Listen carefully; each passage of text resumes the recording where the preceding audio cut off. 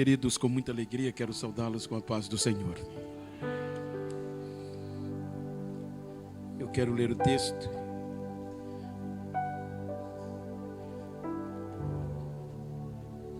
Capítulo 11 do livro dos Atos dos Apóstolos. Tem um texto que eu quero ler.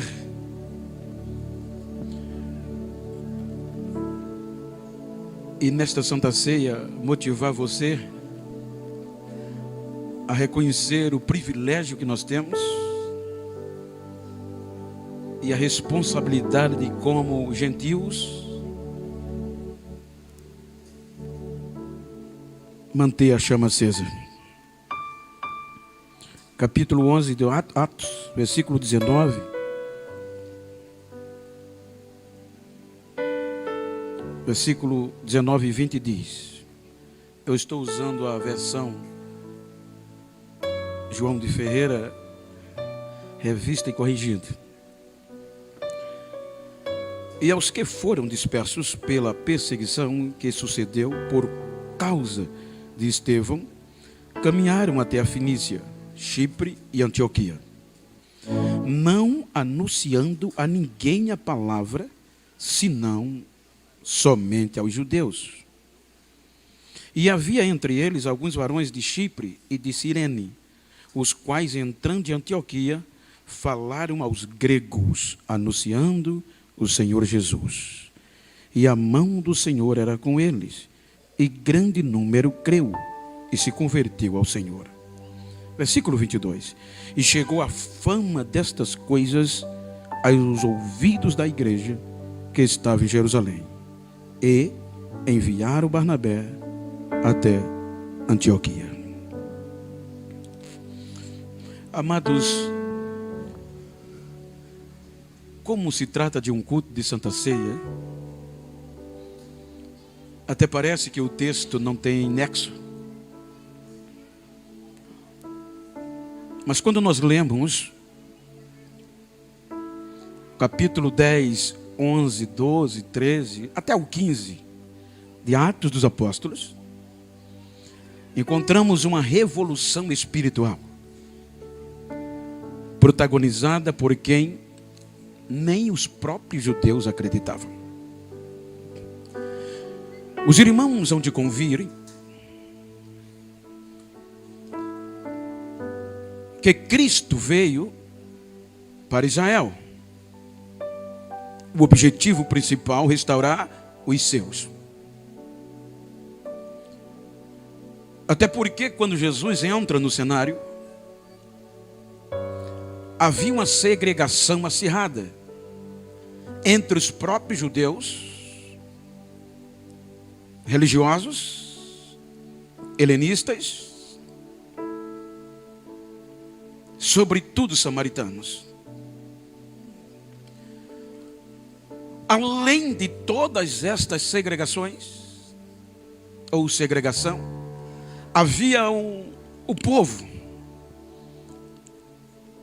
que pela religião do judaísmo era massacrado, ou melhor, nem considerado era, chamado pagãos, chamados gentios. Porque este povo não fazia aliança, não fazia parte da aliança com os judeus por intermédio de Abraão. Então, naquele período intestamentário, tendo em vista que o contexto religioso se politizou, e agora já não era Deus mais o alvo principal, mas o bem-estar, sobretudo na cúpula que regia a lei. Então, com o advento da popularidade de Herodes, para angariar conceito entre os judeus, ele reforma o templo de Zorobabel. E como este templo de Zorobabel foi feito de um projeto arquitetônico incrível,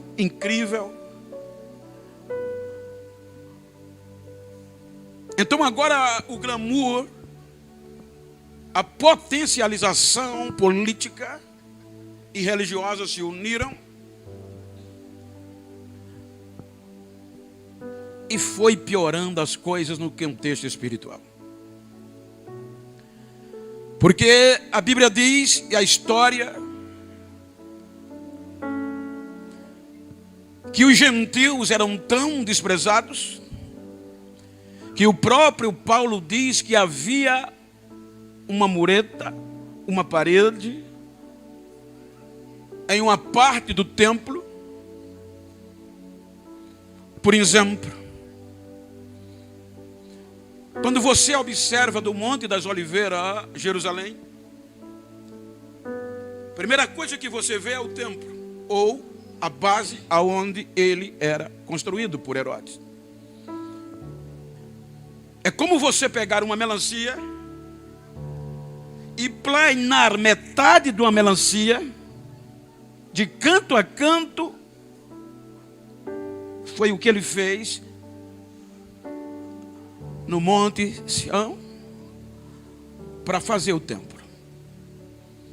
Então, mesmo sem o templo hoje, só a plataforma já te chama a atenção pela coragem e a ousadia que ele teve.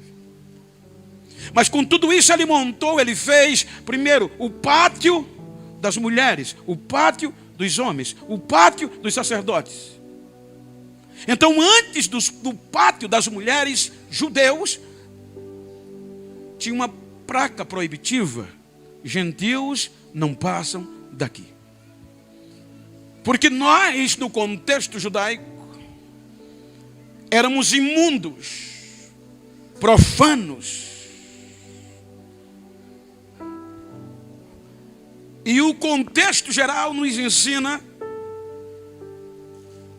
que o judaísmo ensinava aos judeus, desde a tenra idade, a não ter amizade com os gentios.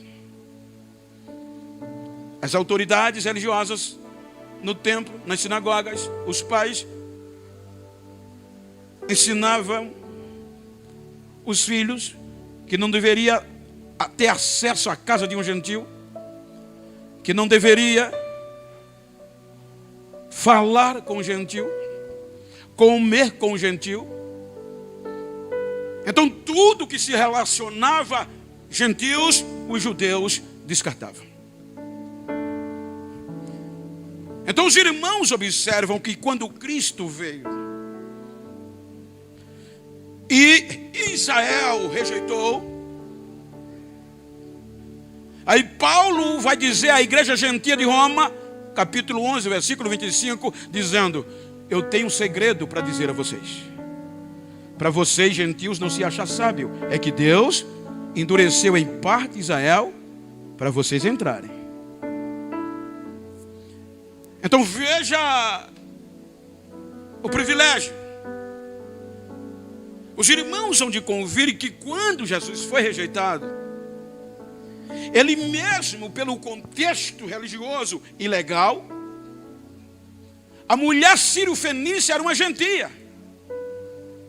E ela foi os cacos, as cinzas, no ápice da crise, a sua filha querida, moribunda, doente, à beira da morte, nas mãos dos demônios. Agora veja como a influência disto era sério. Jesus. Vamos olhar na ótica humana. Jesus, me atende. Jesus, olha para mim.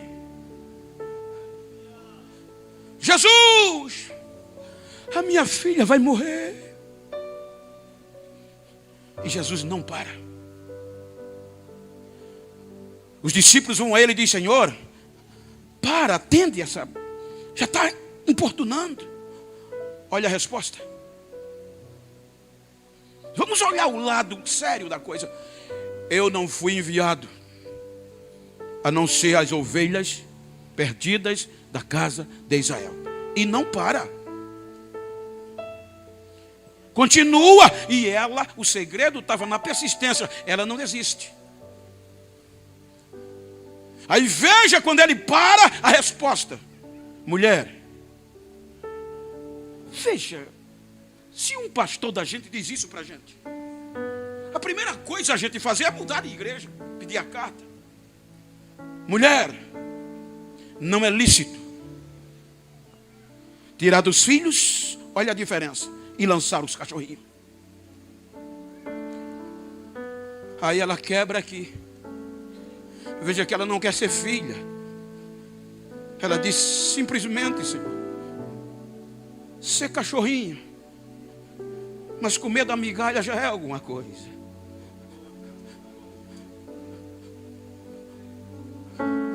Aí Jesus diz, é diferente. Nem em Israel. Olha a diferença, gentil e judeu. Nem em Israel eu vi tanta fé. Você vê que Jesus, quando chega para a mulher samaritana, foi um absurdo para os discípulos. Está escrito, e quando está escrito é ênfase. Então Jesus, com todas as restrições, mas os irmãos vão ver que no seu ministério,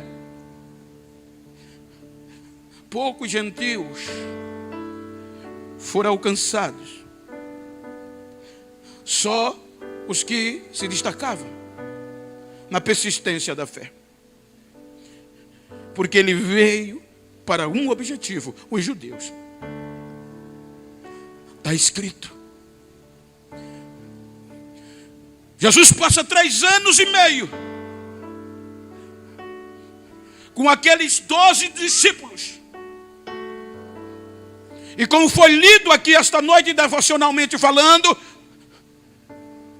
100% das suas mensagens estava baseada no amor. E não só a sua mensagem, mas a lei também estava baseada no amor. Amar o Senhor, teu Deus, e ao próximo como a ti mesmo. Então ele pautou todo o seu ministério nisso. 3 anos e meio. E você observe, Jesus ensinava. Ele não pregava para os discípulos, exceto no sermão para todos, mas em particular ensinava. Então agora os judeus vão matá-lo, como fizeram com todos com quanto Deus enviou. Agora os judeus afugentam os seus discípulos. O enraizar prevalece. Jesus é crucificado.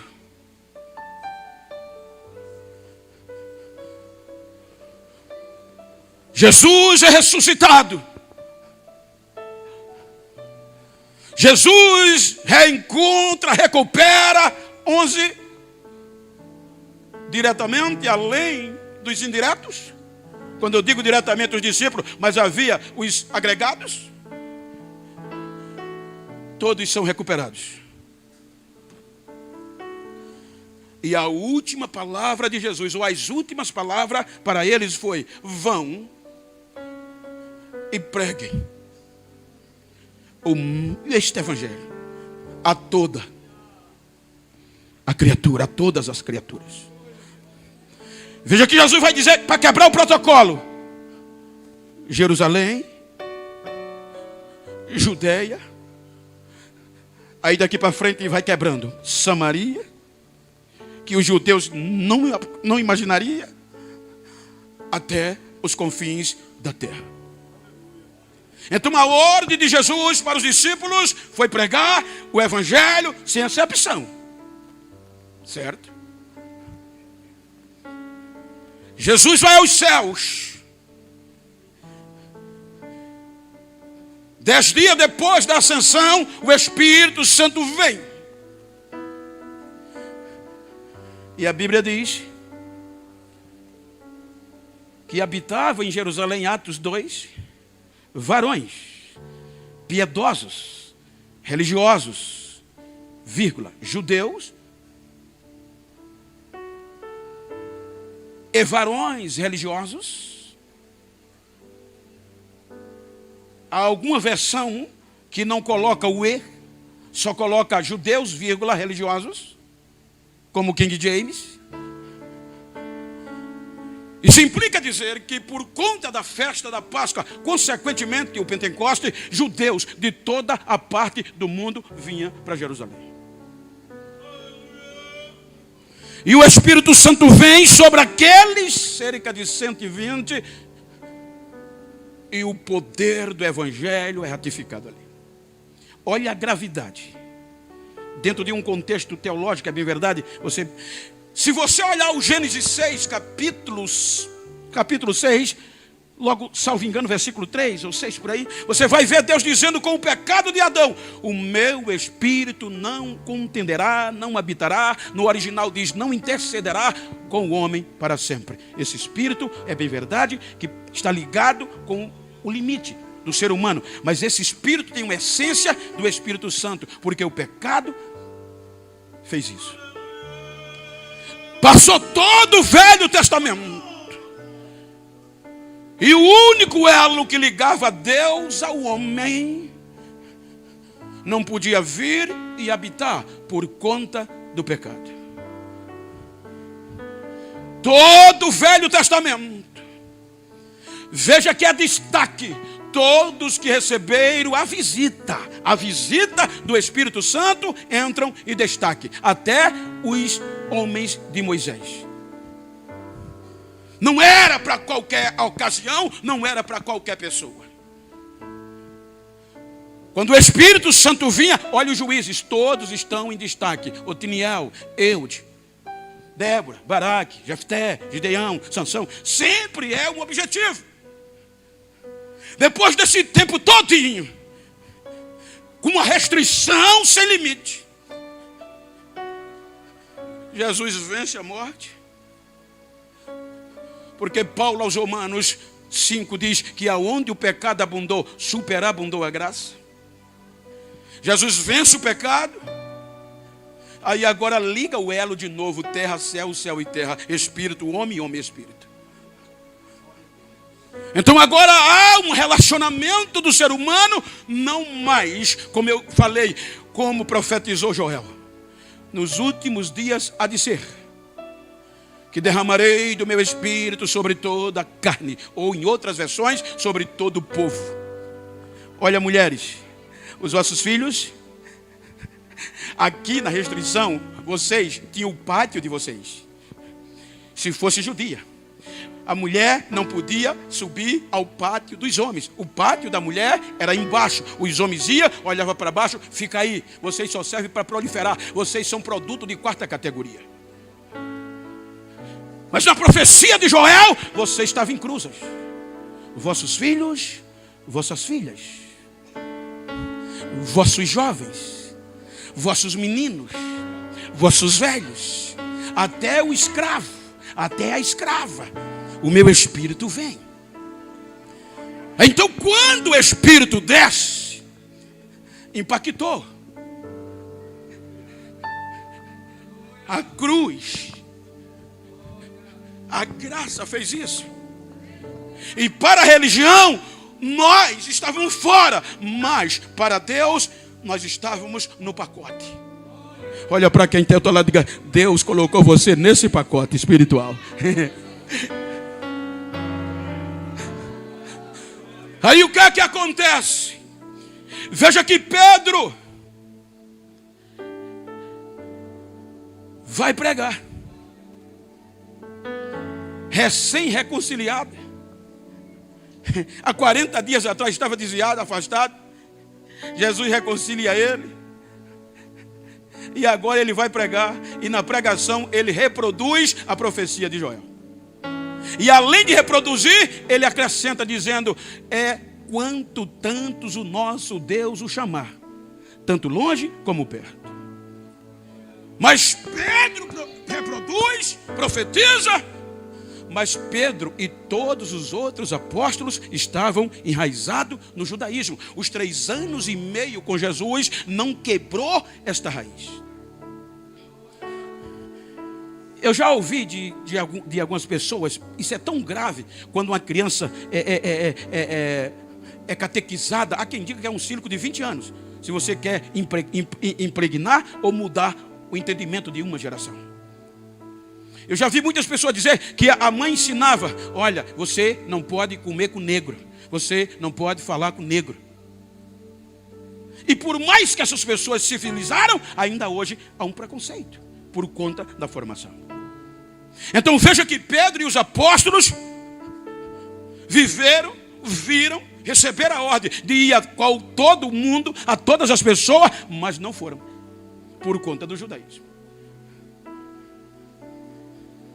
Então a igreja em Jerusalém, cheia do Espírito Santo, e Jesus salvava todos os dias. E há quem diga, em um contexto histórico, que quando